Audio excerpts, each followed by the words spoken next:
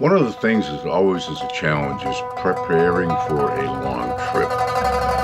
So in this video, I'm going to give you tips on planning a trip, and specifically a world cruise. World cruises typically are 130 to 150 days, and they require a lot of planning. Sunsets follow streams, one life, one chance, come explore. Yoloadventure, there's so much more. Dive in deep, climb up high, touch the stars, reach for the sky. World cruises typically are 130 to 150 days, and they require a lot of planning. You have to plan in advance to be able to manage your homes, your finances, responsibilities that must be taken care of while you're away for several months.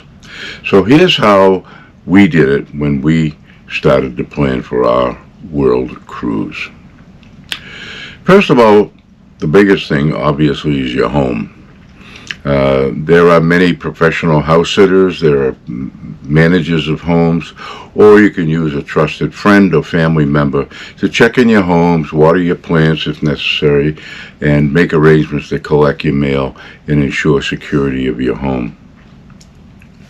In looking at how to handle your mail, the post office will only hold your mail for 30 days unless you have it forwarded to another address.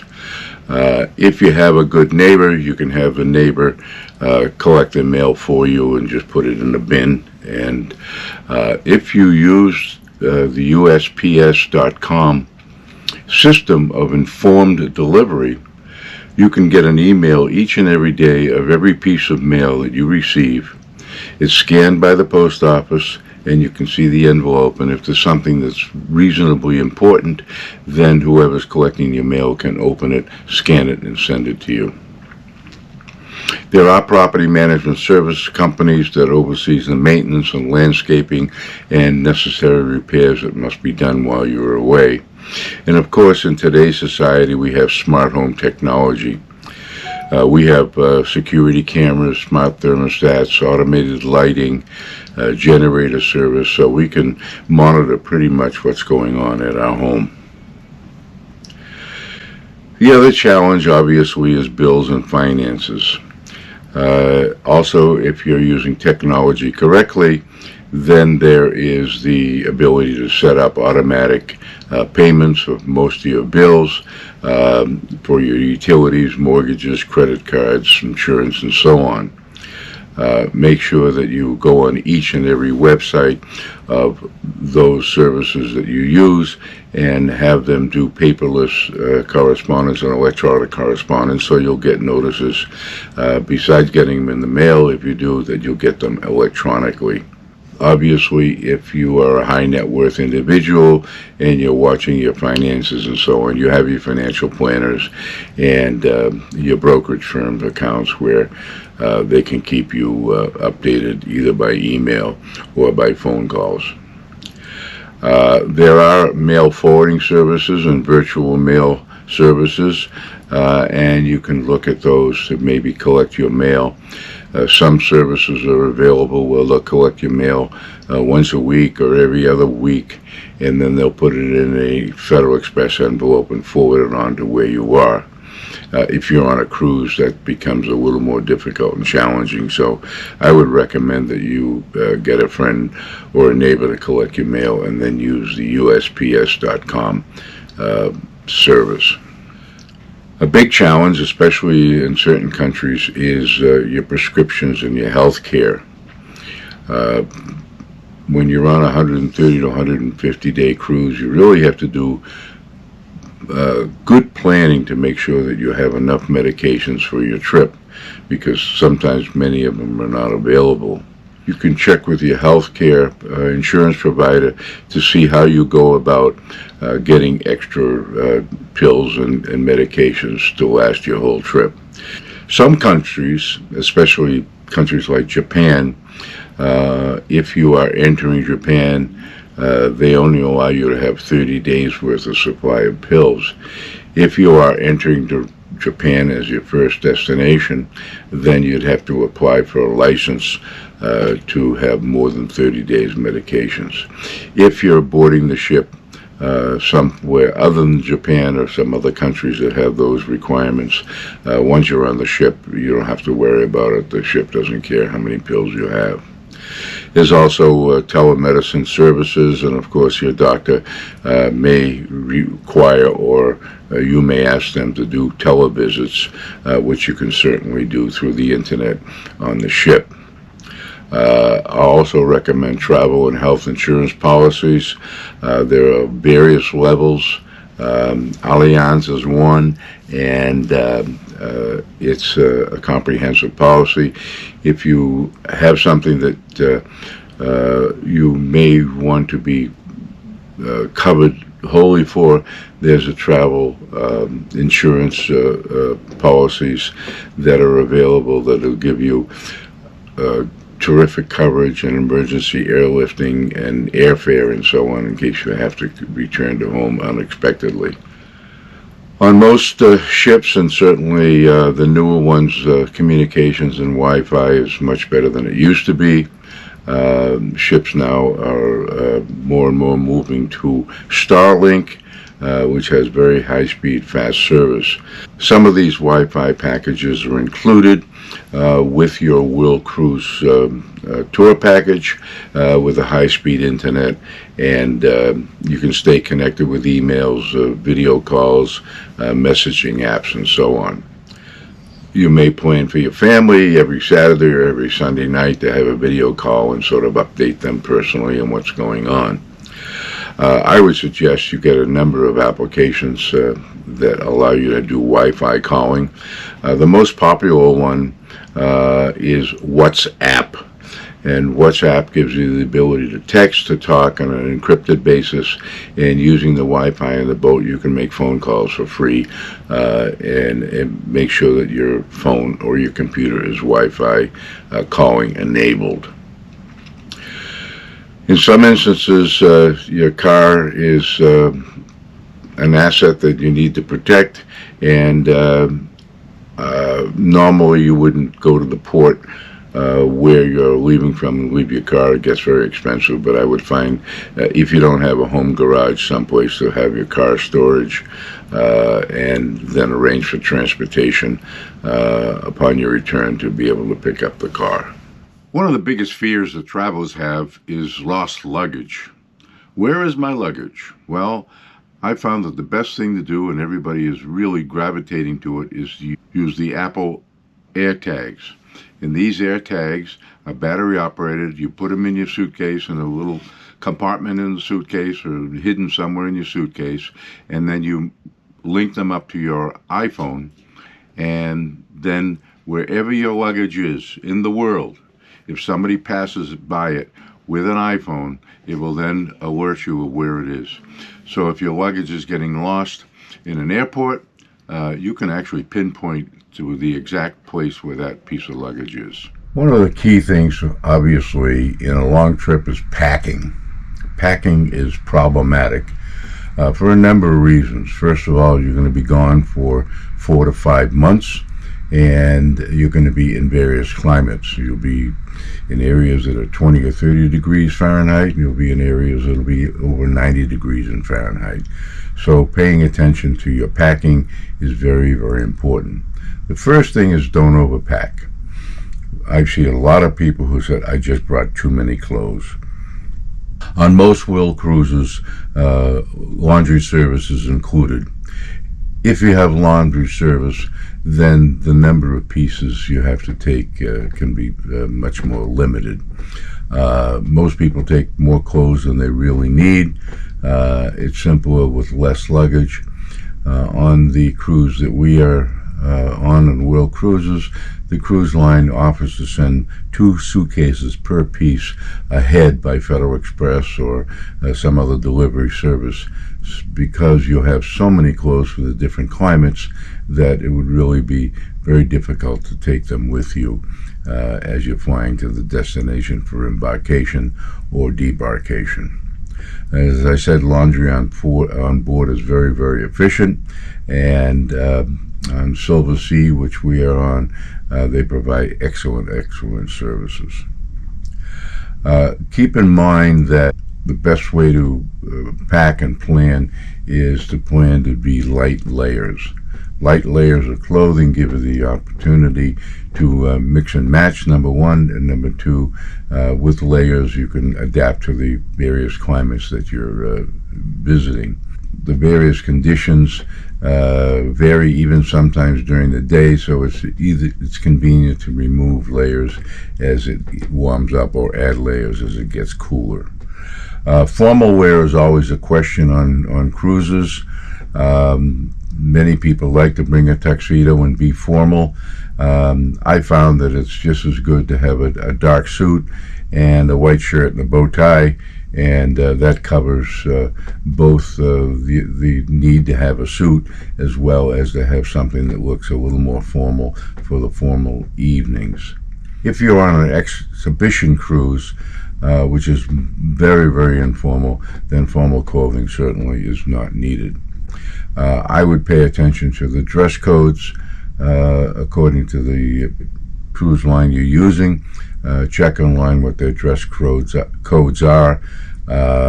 Usually after 6 p.m., sandals and flip-flops and shorts and t-shirts are really not allowed in the public areas, so please comply with those rules and regulations. There's a lot of definitions of what is classy casual, what is casual, what is in casual, what's informal, what's formal, and so on. And if you explore the websites or the information sent to you by your cruise line, then you have the ability to adapt accordingly. If you enjoyed this video so far, please subscribe, hit that notification bell. That notification bell gives you the opportunity to get an email each and every time I post a new video. And also make a comment, because we enjoy the comments. Number one, because sometimes you may have something to offer, might be interested in, that I have not included in this overview. And also, it gives me an opportunity to learn from what you may have to say. Passports are very important. The first thing to do is to check your passport way in advance of your trip. Couple of things you need to know. Your passport expiration is not the expiration date. The passport expiration is actually 6 months before the expiration date. So if you are arriving back in June and your expiration date of your passport is August, it's not going to work. If you're coming back in June, your expiration date has to be in December or 6 months later. It's a funny rule, but that's one of the rules that is necessary. The second thing is make sure you have enough visa pages available and saved for certain countries. For instance, in South Africa, they're required to have at least 3 completely blank visa pages. So it's important to look at your passport not only in the date of expiration, but if your passport is getting full, I would apply for a new clean passport and have it fresh for your trip. And of course, depending on the countries you go to, on our cruise we're going to be at 30 countries and 60 different ports, so there's a lot of passport activity going on. So make sure you have those clean pages, and also make sure you check on the visa requirements that are necessary depending on your nationality and the country you're going to. Very important to stay on top of that. Also with passports, it's very important to make copies of your passports. Photocopies are very important, as well as really high quality pictures of your passport, so that you have them in your phone, and that digital form of the passport sometimes is used in countries, so you don't have to carry your passport with you. In many places we leave our passport in our cabin safe, or sometimes the cruise ship will collect your passports. So it's important that you have paper, digital copies available in case you need them. That goes the same for any other important documents. For instance, credit cards. I would make a copy of our credit cards, either the front of the cards and the back of the cards, and have them available. I usually keep my credit cards in two separate piles. I have a set of credit cards that I carry with me when we're going off ship, and I also have a backup set of different credit cards that I keep in the safe on board the ship. And I have copies of each, so if for some reason I were to lose my wallet or to get pickpocketed or something would happen, I then have knowledge of which credit cards were in my wallet, and I also have knowledge of the phone numbers and the credit card numbers to be able to call the appropriate credit card company to either stop or freeze the credit cards. Those are very, very important points.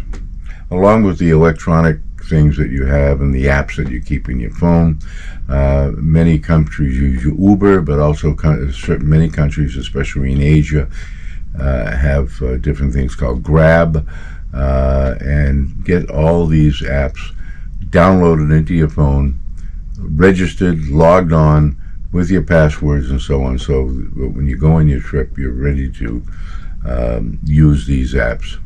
I create file folders within my iPhone for the various countries that I'm in, so that if I'm in Thailand or Vietnam or in Singapore or in Europe, I have the appropriate apps in a separate folder on my iPhone so that I can readily access those.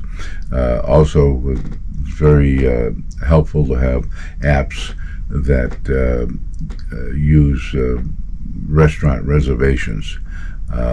We have ours in the US, but there are also different countries use different apps, and you should be able to have those available and be familiar on how to use them. And obviously have Google and Google Maps and Google Translate and those necessary apps that will make life easier on the road. I prepare an itinerary or use the itinerary of the various cruise lines, and I share that with my family and my friends so they know where we are. It's also important to notify your bank and your credit card companies that you are out of the country. This is important because if you are making a foreign charge, they may require a verification that is actually you, and it makes it easy if they already have pre-notification.